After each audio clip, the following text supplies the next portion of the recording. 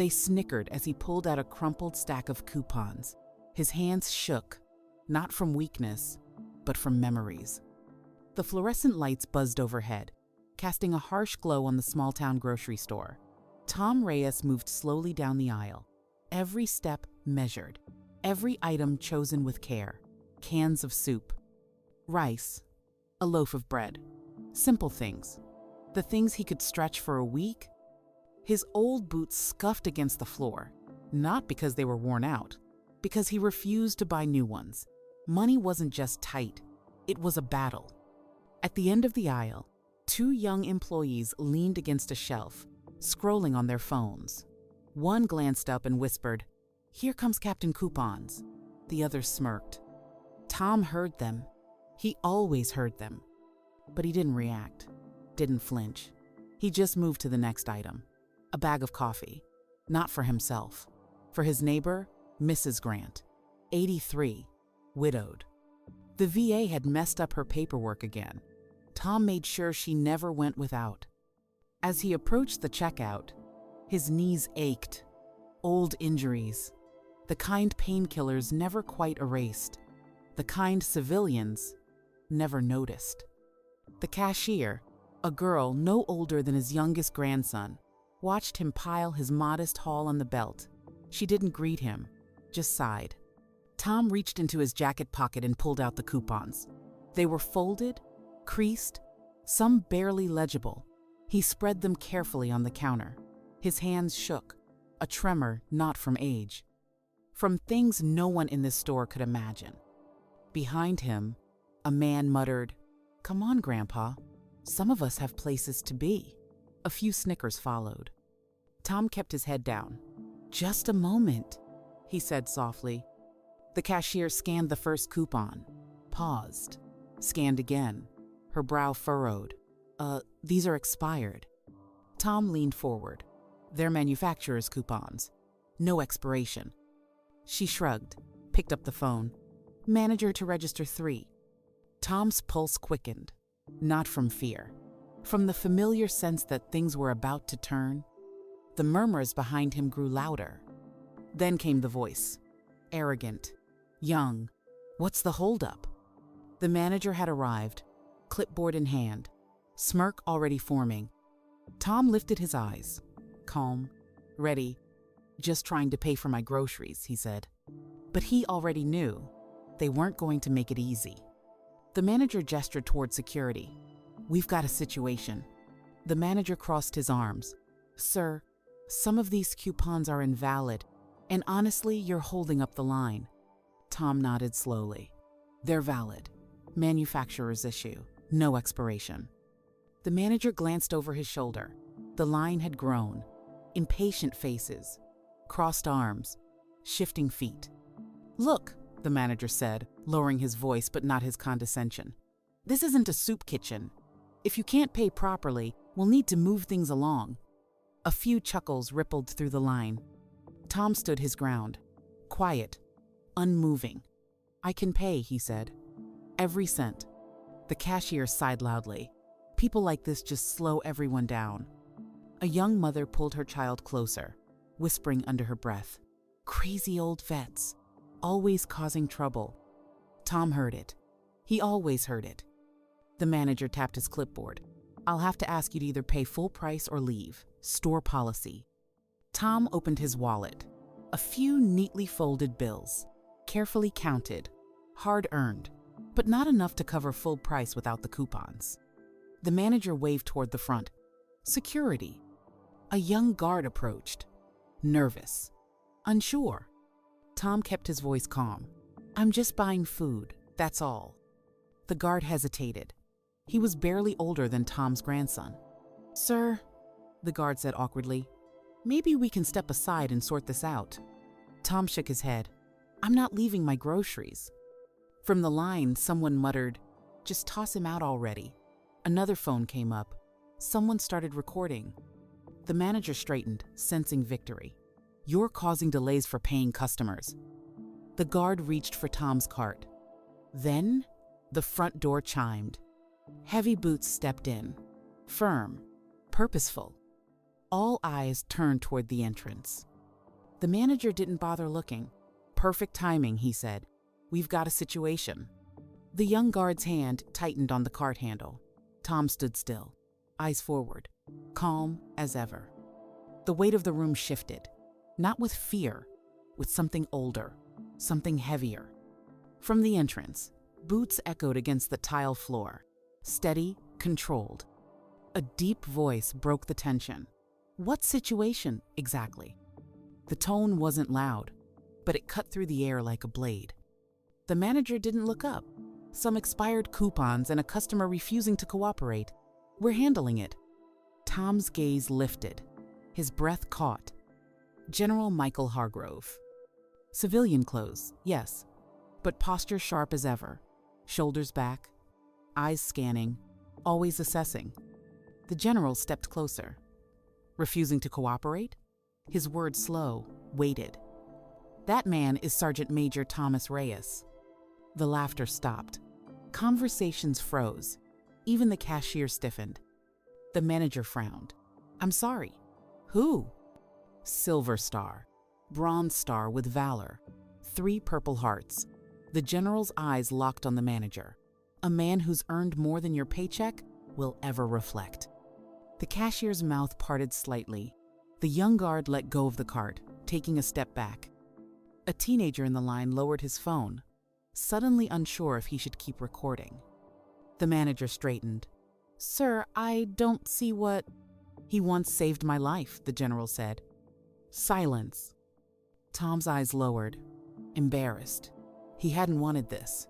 Not here. Not now. But the room had already shifted. All those eyes that looked down on him a minute ago, now they didn't know where to look. The manager cleared his throat, trying to recover. "Sir, this isn't about military service. It's about store policy." The general stepped forward. His presence filled the space. Calm, controlled, unquestionable. "Your policy," he said, just publicly humiliated a decorated combat veteran. Over coupons. The cashier's hand hovered over the register, frozen. She wouldn't meet anyone's eyes. The young guard lowered his head. His badge suddenly felt heavier. The customers who had chuckled now shifted uncomfortably. The general's gaze swept the room. Slow, deliberate. "Is there anyone here who would like to continue explaining this?" No one spoke. The manager opened his mouth, but the words died in his throat. Tom remained quiet, his hands resting lightly on the cart handle, the same hands that once pulled men from burning vehicles, held the line under fire. The general's tone softened but carried more weight than ever. Sergeant Major Reyes didn't ask for charity. He followed the rules. Your cashier and your manager failed him. The mother who had pulled her child away now looked down at her cart, shame in her eyes. The teenager raised his phone again, but not to mock, to capture what justice looked like. The general glanced at Tom. "You did nothing wrong." Tom's voice was steady. "Didn't feel that way a minute ago." The general nodded once. "That's about to change." He pulled out his phone. "Let's call corporate." The general's phone rested in his palm. His thumb moved with the precision of a man used to issuing commands that carried weight, real weight, the kind that shaped missions, the kind that decided lives. He didn't need to scroll. The number was already in his contacts. 1 ring. 2. Regional operations. "This is Dana." "This is General Michael Hargrove. I'm at your Cedar Ridge location." A pause, then a sharper, more respectful tone. "Yes, sir. What can I assist you with?" Tom stood motionless, his breathing steady, but his thoughts raced. He hadn't seen Hargrove since the Gulf, since the desert heat and dust storms, since nights where they wondered if the sun would rise on them again. "I have a sergeant major here," the general said. "Being denied service, denied dignity. I expect immediate action."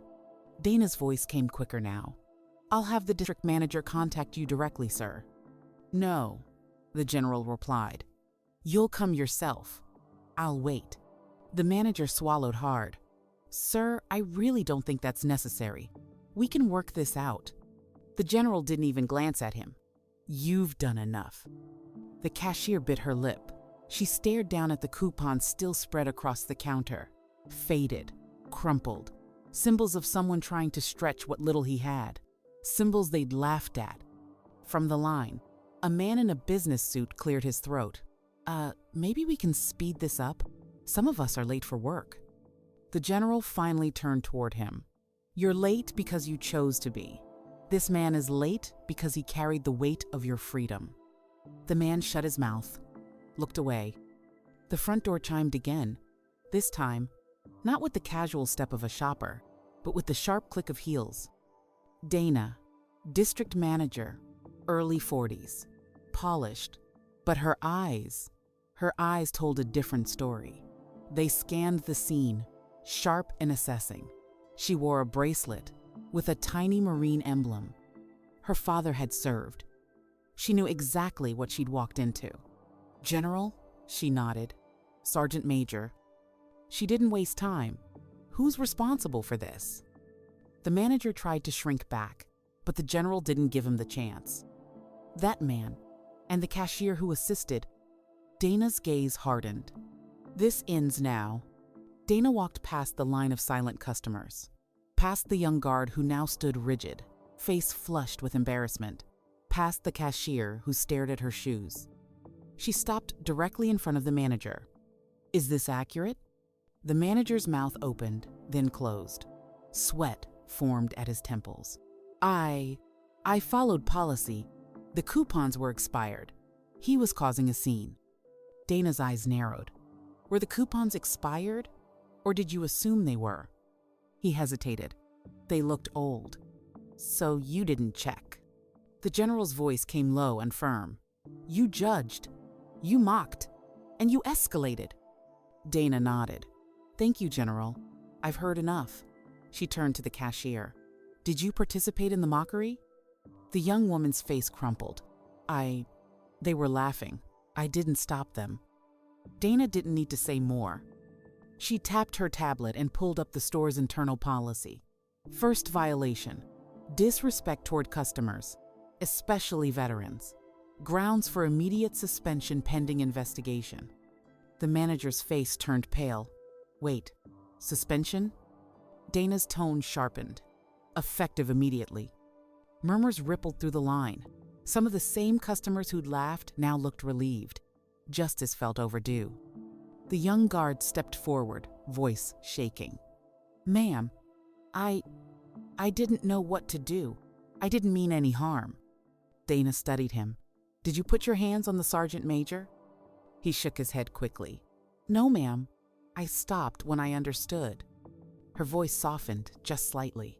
"Learn from this. Don't freeze again when it matters." The guard nodded, eyes wet. Dana looked at the general.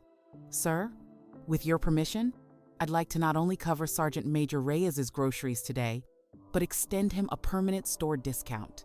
As a small measure of apology." The general nodded once. Permission granted. Tom's throat tightened. He tried to speak, but nothing came out. Dana gestured to the cashier. "Ring him up, no charge, and apologize." The cashier's voice trembled. "I'm sorry, sir." For the first time, Tom met her eyes. He gave a small nod. "Just do better next time." He wasn't angry. He was tired. But the tide had turned. And this time, he wasn't standing alone. The cashier scanned the remaining items in silence. No sighs, no eye rolls, just focus. The coupons remained untouched on the counter, symbols not of poverty, but of perseverance, of doing what you must when no one else helps. Dana turned to the assistant manager, who had hovered nervously nearby, trying to stay invisible. "And you? Did you witness this and fail to act?" The assistant manager stammered, I wasn't sure what to do." "You do now," Dana said coldly. "You're suspended as well. This is a failure of leadership, not just individual mistakes." The young mother, who had whispered about crazy old vets earlier now, stared at the floor. Her child clung to her arm, sensing the change in atmosphere even if he didn't understand it. The man in the business suit stepped forward cautiously. "I want to apologize. I shouldn't have. I was impatient. I didn't know. Tom nodded. None of you knew. That's the problem. The general glanced at Tom, then back at the growing crowd. It's always the problem. Veterans walk among you every day, quiet, carrying burdens you can't imagine. They don't ask for parades, just respect. A ripple of murmurs flowed through the crowd, not ridicule this time, agreement. Phones were still recording. The video, now spreading fast across social media, had already captured every moment. Dana looked at the general. Sir, corporate is on the line. They've approved the discount program chain-wide for all veterans, effective immediately. The general nodded. Good. Let this store be the first to get it right. The cashier handed Tom his receipt, though there was no total, just a line that read, paid in full. Her eyes brimmed with tears. I really am sorry. Tom accepted the bagged groceries. Then it's done. But the lesson wouldn't fade as quickly as the laughter had. The room had changed, and no one would forget why. Tom lifted the bags carefully. His joints ached, but his back stayed straight. Years of discipline didn't fade, even now. The crowd parted without a word. No more whispers, no more smirks, only the heavy, quiet weight of realization. Dana spoke firmly. This won't happen again. Not in this store. Not while I'm responsible. The cashier and the assistant manager both nodded, faces pale. The suspended manager tried to speak, but the general raised a hand. Don't. Sometimes silence is the only respectful thing left to offer. Tom paused at the threshold. He glanced toward the automatic doors, where the young boy stood watching him, his small hand held tight to his mother's. The general's voice softened. You don't have to say anything, Tom. You've said enough by standing your ground. Tom looked over at the young security guard, who now stood with his chin up, no longer avoiding his gaze. You did the right thing in the end, Tom said. Remember that. The guard nodded. Yes, sir. Outside, the morning light had shifted, brighter now, warmer. The general walked alongside Tom as they approached the parking lot. You didn't have to step in today, Tom said quietly. The general shook his head. You stepped in for me once, when the odds were worse, when it wasn't just words and policies, but bullets and fire. Tom's gaze dropped to the pavement. That was a long time ago. Not long enough to forget, the general replied. Behind them, the crowd remained silent, watching, learning. Tom gripped the grocery bags a little tighter, not because they were heavy, because this moment, this justice, had taken longer to carry than any weight before. And finally, it had arrived. At the edge of the parking lot, Tom paused. He turned back, scanning the glass doors of the store, the same store that had tried to push him out like he didn't matter. Now, those inside stood still, watching, some ashamed, some thoughtful, all changed.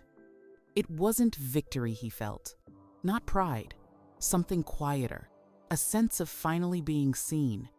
For years, he had walked into places like this, faced the same sighs, the same impatient stares, the same quiet dismissal. People assumed what they saw was all there was. Old clothes, a limp, coupons.